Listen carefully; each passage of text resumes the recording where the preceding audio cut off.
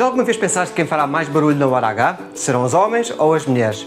A ciência procurou uma resposta e tenho a certeza que te vai surpreender. Ouvir o outro expressar prazer através de gemidos, gritos ou palavras ativa zonas do cérebro ligadas à empatia e ao desejo, tornando a experiência sexual mais intensa. E sim, é verdade, as mulheres tendem a fazê-lo mais vezes. Mas aqui vem a parte curiosa, nem sempre é por prazer. De acordo com vários estudos, muitas mulheres gemem para acelerar o orgasmo dos parceiros e reforçar o seu ego. Isso não quer dizer que elas não sintam prazer, mas sim que ainda carregam a ideia de que o prazer masculino é o ponto final da relação sexual. E os homens, será que também usam a voz no sexo ou preferem o silêncio? O que a ciência tem a dizer em relação a isso? Vários estudos mostram que os sons masculinos são mais curtos, mais contidos e surgem muito perto do orgasmo. E há um padrão curioso. Quanto maior a ligação emocional, com o parceiro ou com a parceira, mais natural é essa expressão. A verdade é que o som é uma linguagem biológica do prazer, mas por vergonha, medo ou crenças antigas, muita gente ainda se cala. E quando a voz do prazer é reprimida, o corpo sente. Agora diz-me, usas o som como uma linguagem do prazer ou preferes o silêncio? Se gostas destes temas, segue a minha página para ficares a saber tudo aquilo que a ciência diz sobre o que acontece dentro dos lençóis